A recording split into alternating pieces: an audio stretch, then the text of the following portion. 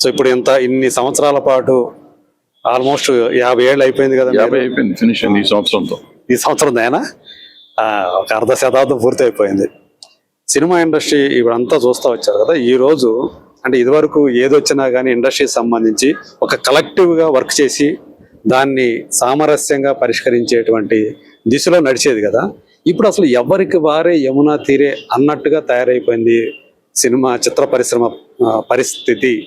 ఎవడు ఏం చేస్తున్నా అడిగేవాళ్ళు లేకుండా అయిపోయింది అని చాలా మంది అభిప్రాయపడుతున్నారు. ఎప్పుడు అట్లాగే ఉండేది. బట్ ఫార్చునేట్ గా ఏంటంటే అప్పట్లో దాసనారాయణరావు గారు ఉండేవారు మనకి. ఆయనకి తెలిస్తే పాపం ఆయన పిలిచి ఏమయ్యా తప్పు కదా ఇట్లా చేయటం అని చెప్పి ఆయన అడ్రస్ చేసేవాడు. ఇప్పుడు ఎవరు అడ్రస్ చేస్తారు? ఇప్పుడు సపోజ్ నేను లేకపోతే మన చిరంజీవి గారు లేకపోతే బాలకృష్ణ గారు ఎవరో ఒకళ్ళు ఉన్నారు అనుకున్నాం, తప్పు జరిగింది. ఇప్పుడు వాళ్ళు పిలిచి మాట్లాడితే ఎంతమంది మాట్లాడతారేమో, బట్ రెస్పాన్స్ కరెక్ట్ గా వస్తుందనేది నమ్మకం లేదు కదా. రకరకాల గ్రూపులు అయిపోయినాయి, ప్లస్ కంట్రోల్ లేకుండా పోయింది వాళ్ళ సమాజంలో.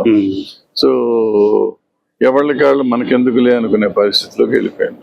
ఇక్కడ ఇది కూడా వర్క్ చేస్తుందా? తెలంగాణ ఆంధ్ర అనేది కూడా బాగా ఎక్కువ ప్లే చేస్తా ఉందా? అదేం ప్లే చేయట్లేదు. మనం అనవసరంగా ఎక్కువ చేసుకుంటా ఉన్నాం, లేని తెచ్చుకుంటున్నాం తప్ప ఏం లేదు. అంటే పర్టికులర్ గా డిస్ట్రిబ్యూషన్ కి సంబంధించి బాగా ఎక్కువగా వినిపిస్తా ఉంది.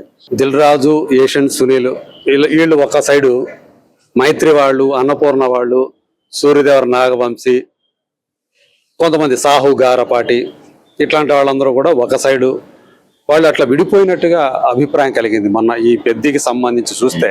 ఇప్పుడు సినిమా ఇండస్ట్రీ పుట్టిన కాడి నుంచి నాకు తెలిసిన కాడి నుంచి రామారావు ప్రొడ్యూసర్లు వేరే ఉండేవారు, నాగేశ్వర ప్రొడ్యూసర్లు వేరే ఉండేవారు, సోహన్ బాబు గారు ప్రొడ్యూసర్లు వేరే ఉండేవారు, కృష్ణ గారు ప్రొడ్యూసర్లు వేరే ఉండేవారు. ఏదో రామానాయుడు గారు లాంటి ఒకళ్ళిద్దరు మాత్రం అవతగలతో సినిమాలు తీసేవారు. ఎన్ఈటీ బ్యానర్ అటువంటి పెద్ద 2-3 కంపెనీలు మనం కూడా చేసాం, నాన్నగారు కూడా చేసేవారు. చిరంజీవి గారు, బాలకృష్ణ గారి 2 ప్రొడ్యూసర్లు వేరే ఉండేవారు. అట్లా ఎప్పుడు జరుగుతూనే ఉంటుంది. అది ఇవాళ కొత్తగా జరిగేది. ఇవాళ ఏంటంటే ఒక 5-6 కంపెనీలు లేకపోతే 4-5 కంపెనీలు, ఇంకా ఎక్కువ మంది వీళ్ళు ఇండివిజువల్ ప్రొడ్యూసర్స్, పెద్ద ఇన్వెస్టర్స్ వచ్చారు. వచ్చినాక వాళ్ళ పెద్ద సినిమాలన్నీ వాళ్ళ దగ్గరే ఉన్నాయి, ఆ 10 మంది దగ్గరే ఉన్నాయి. ఇప్పుడు మీరు చెప్తున్న కేంద్రీకృతమై ఉంది. సో వాళ్ళు బిజినెస్ లెక్కలు ఏవో ఉంటాయి కదా, ఆ లెక్కలు వాళ్ళు చేసుకుంటారు. దాని గురించి మనం ఏలు పెడతాం అనవసరం, దాంట్లోకి వెళ్తాం అనవసరం. ఏలు పెడితే మన ఏలు తెగిపోతాం. మనకి ఎందుకు వచ్చిన గొడవ ఇది? అయితే వాళ్ళ సర్వైవల్ కోసం వాళ్ళు పోరాడుకుంటున్నారు. పోరాటం అంతా సర్వైవల్ కోసమే కదా. వాళ్ళకి ఏదో ఉంటుంది, దీంట్లో ఎంత వస్తుంది, దాంట్లో అంత వస్తుంది, ఏదో ఉంటాయి వాళ్ళకి. వాళ్ళ లెక్కలు ఇప్పుడు మనకి అర్థం అయ్యేది. ఈ గొడవలు అనేవి మొదటి నుంచి కూడా ఉన్నాయి అంటారు. ఎప్పుడు ఉన్నాయి, ఎప్పటి నుంచో ఉన్నాయి. కానీ ఇప్పుడు ప్రాపర్ గా అడ్రస్ చేసే వాళ్ళే లేరు వీటిని అనేది, అది మాత్రం బలంగా వినపడుతుంది కదా. మీరు అన్నట్టు ఇప్పుడు మొదట్లో రామారావు, నాగేశ్వరరావు గారు 2 సంక్రాంతికి వచ్చి పోరాటాలండి. ఒక స్టేజ్ లో వచ్చినాక రామారావు గారే ఎందుకు పోరాటం ఎందుకని చెప్పి ఆయన ఏం చేశారు, డిసెంబర్ 25కి వెళ్ళిపోయాడు ఆయన.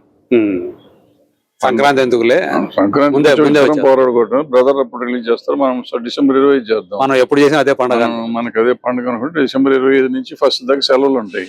5 రోజులు సెలవు వస్తుంది, తర్వాత 1 వారం రోజులు అయిపోయినాక మళ్ళీ పండగ అడ్వాంటేజ్ మనకు ఉంటుంది. అప్పట్లో 100 రోజులు నడిచే కదా సినిమాలు, పండగ 2 వారాలే కదా మనకు ఉంటుంది, బాగుంటుందని ఆయన అనుకున్నారు. అంటే ఆలోచన విధానం అది, ఆలోచన రావాలి కదా. మనకేమంటాం, డిసెంబర్ ఇయర్ ఎండింగ్ లో ఎవరు చూడ సినిమా మనకు వద్దని మనం అనుకుంటాం, కంగారు పడతాం. ఆయన కాన్ఫిడెన్స్, ఆయన మీద ఆయనకి నమ్మకం ఉంది. ఎన్టీ రామారావు గారి లాగా నమ్మకం అన్న నటుడు అసలు వాళ్ళ పుట్ల తన నమ్మకం.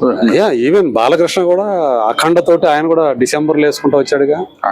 ఈయన అంతే, ఈయన మొండిగా చేసేద్దాం, మనకేంటి చేసేద్దాం, మనం అనుకున్నాం కదా చేద్దాం. ఆ టైంలో కూడా, ఏది పోస్ట్ పాండమిక్ టైంలో కూడా మొదటి సినిమా అదే కదా, థియేటర్ జనాలు వచ్చిన సినిమా, ఎక్కువగా జనాలు తీసుకొచ్చిన సినిమా.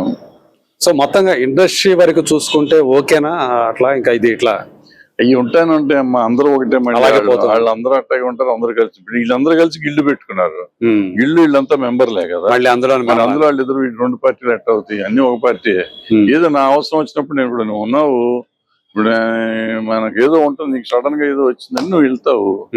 వెళ్తే నువ్వు వేరే పార్టీకి వెళ్ళిపోయానంట, ఇప్పుడు నన్ను ఎవడో తిట్టినాడు, నిన్ను పిలిచాడు అర్జెంట్, కొంచెం వాడు మార్కెట్ ఉంది, నువ్వు వెంటనే వాడి దగ్గరికి వెళ్ళిపోతావు. నా ఇంటర్వ్యూ మధ్యలో నా ఈ మైకల్ పీకేసి అన్న ఏమనుకోవద్దు ఇప్పుడే వస్తాను వెళ్ళిపోతావు.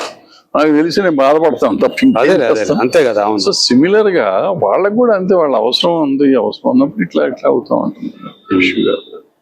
ఈ రోజు ఎవరైనా సరే ఒక మంచి చెప్పాలనుకుంటే వినే పరిస్థితులు ఉన్నాయి ఎవరైనా? మీలాంటి వాళ్ళు లేదు, వినే పరిస్థితి లేదు. ఆ పెద్దరికాన్ని గౌరవించేటువంటి పరిస్థితులు లేదు.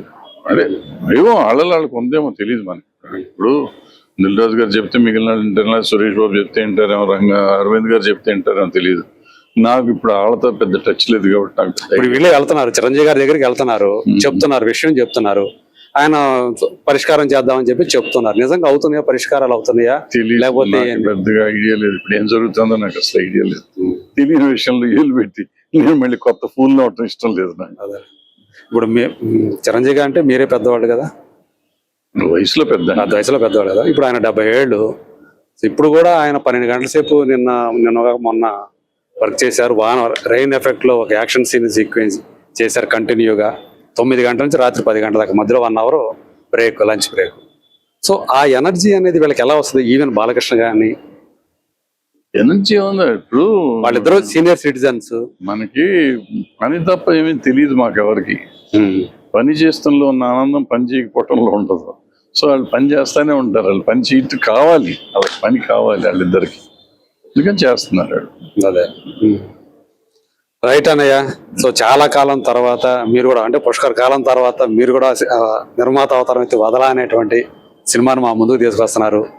సో మేము కూడా ఆ సినిమా బాగా ఆడాలని చెప్పేసి కోరుకున్నాం. అంటే జగత్ బాబు కూడా చాలా కాలం తర్వాత ఆయన మళ్ళీ ఒక మెయిన్ రోల్, లీడ్ రోల్ చేసుకుంటూ వస్తున్నారు కదా. ఆయనకంటూ ఆడియన్స్ ఉన్నారు, అభిమానులు ఉన్నారు. ఖచ్చితంగా ఈ సినిమా ఆడాలని మేము కూడా మనస్ఫూర్తిగా కోరుకున్నాం. Thank you so much.